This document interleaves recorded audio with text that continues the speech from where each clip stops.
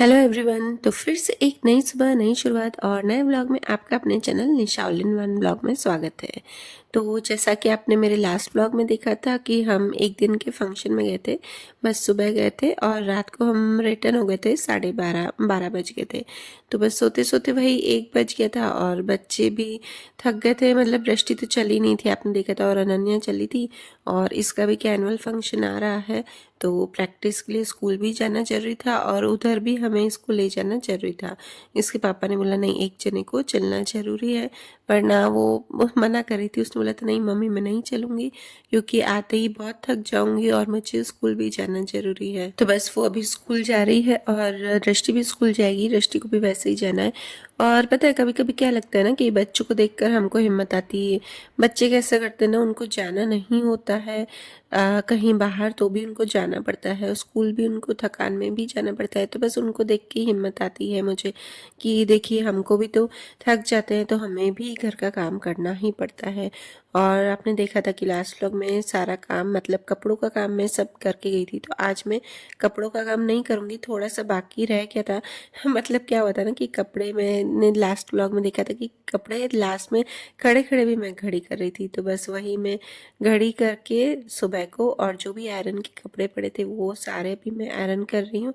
और ये देखिए आज ध्रुव भी जल्दी उठ गया है, उसको भी पता नहीं क्या हुआ है, जबकि सोया भी बहुत देर से है तो भी इसको उठना है जल्दी। पर मैंने उसको अब ऐसी आदत डाल दी है कि बैठ के वो खेलता है, या फिर उसको टीवी दिखाने बैठा देती हूँ, टीवी देखता है या फिर है ना खेलता है। क्योंकि उठाते हैं मम्मी और ये भी उठाते हैं, पर फिर वो लोग क्या 10-15 मिनट, और मम्मी को भी थोड़ी प्रॉब्लम है ना हाथ में, तो 15 मिनट 20 मिनट उठाएंगे फिर उनको भी हाथ में बहुत प्रॉब्लम हो जाती है। तो इसलिए उनका भी दोष नहीं है, बड़े हैं तो इस एज में होता ही है, तो वो फिर रख देते हैं। तो इससे अच्छा अभी मुझे ऐसे हैबिट डालनी पड़ी इसको कि तू बैठ के और चुप करके खेल। क्योंकि गोदी में भी मैं ज़्यादा देर गोदी उठाती हूँ तो मुझे भी अब पीठ में काफ़ी दुखता है। तो बस अब वो बैठ के चुप करके खेल रहा है ना, मुझे अब इतनी दिक्कत नहीं आती। छोटा था तो वो रो रो करता था, अभी नहीं रोता है। मुझे ऐसे उठाने में उसको दिक्कत नहीं आती है, पर जब उठा के मुझे रोटियां बेलनी पड़ती ना तब मुझे बहुत दुखता है। क्योंकि काफ़ी लोग देखो महिलाएं अकेली होती हैं तो वो भी तो एडजस्ट करती है ना। तो बस देख के, यही सब देख के मुझे भी मोटिवेशन मिलता है कि वो सब कैसे एडजस्ट करती हैं तो मैं भी एडजस्ट कर लूँगी। हाँ, फैमिली जॉइंट फैमिली है तो बहुत ही सुख होता है। कई बारी मैं बाहर जाती हूँ तो मुझे दिक्कत नहीं आती, बच्चे को मैं बिठा के चली जाती हूँ। और घर पे फिर कभी कभी दिक्कत आ ही जाती है क्योंकि सब लेते हैं, ज़रूर से लेते हैं, मना नहीं करते। पर जब जिसको टाइम मिलता है तब जब मुझे काम रहता है तो मुझे दिक्कत आती है फिर। तो इसलिए मैंने सोचा कि उसको हैबिट ही ऐसी डालूँ ना कि जब मुझे काम हो तो मैं उसे चुप करके बिठा के और वो खेलता रहे और मैं भी अपना काम करती रहूँ। तो बस यहाँ पर कपड़े सारे आयरन हो गए थे और बस अब डस्टिंग करनी थी। और आते ही बस मम्मी ने बोला कि आज नहीं आएगी मेड, तो झाड़ू पोछे का भी आज काम थोड़ा बढ़ गया है। और झाड़ू पोछा भी हम क्या करते हैं ना कि बस हॉल किचन और बच्चों के रूम का करवाते हैं, बाकी मैं अपने रूम का करती हूँ, मम्मी अपने रूम का करते हैं। क्योंकि थोड़ा सा ना मेड क्या करती है ना, झाड़ू पोछा कितनी भी अच्छी मेड हो वो करेगी ना तो हमको उसके पीछे पीछे घूमना पड़ेगा और इतना टाइम नहीं रहता है कि हम उसके पीछे पीछे घूमें। और कभी देखो डस्टिंग की हुई नहीं भी हो तो वो हमारे रूम का करके जाएगी तो फिर अच्छा नहीं लगेगा, मतलब वैसा गंदा के गंदा ही रूम लगेगा, कभी हमको टाइम नहीं मिले। तो इसलिए ही सोचते हैं कि हम अपने अपने रूम का जब टाइम मिलेगा और उस हिसाब से एडजस्ट करके और कर लेंगे। तो बस यहाँ पे मेरा सारा किचन का हो गया था। तो किचन का सुबह मम्मी ने हेल्प की थी तो मुझे आसानी हो गई थी काफ़ी काम करने में। और यहाँ पे कपड़ों का काम हो गया था और बस ये दूसरे जो कपड़े हैं वो मैंने धुलने के लिए रख दी थी। कपड़े तो भाई कहीं से आते ना, तो कपड़े तो होते ही है और मेरे तो पता नहीं, ऐसा लगता है ना कि कहाँ से ही कपड़े आ जाते हैं, मुझे पता ही नहीं चलता है।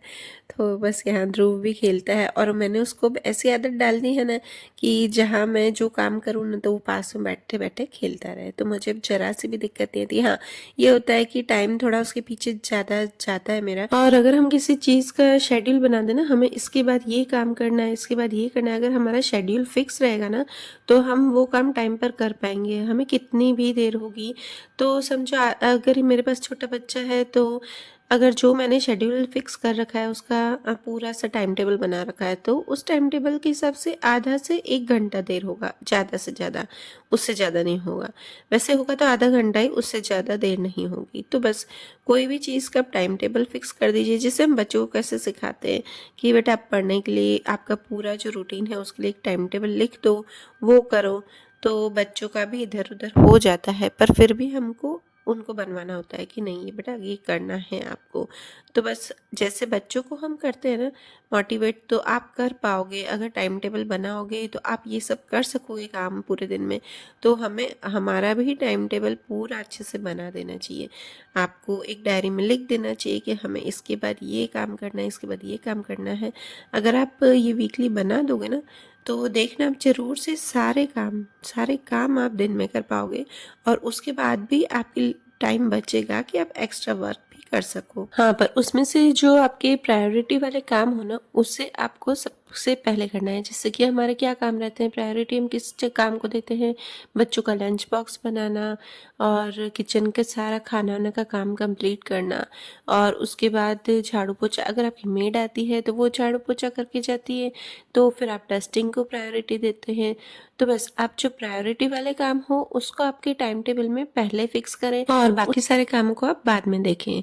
तो बस वही है कि हमें अपना टाइम टेबल ज़रूर से बनाना चाहिए। अगर आपको देखिए नहीं लिख पा रहे हो, और लिखने से ऐसा लग रहा है आपको कि मैं जो लिखती हूँ वो नहीं कर पा रही हूँ, तो आप अपने माइंड सेट में फिक्स कर दीजिए। मतलब आप दिमाग में बिठा दीजिए कि मुझे कल ये काम करना है, तो आप ज़रूर से वो करेंगे। अब जैसे टीवी में, सीरियल्स में या बॉलीवुड में देखते हैं ना कि कितनी आपको ऐसा लगता है कि उनकी लाइफ बहुत ही ईजी है, बहुत ही स्मूथली चलती है, ये तो कैसे रहते हैं।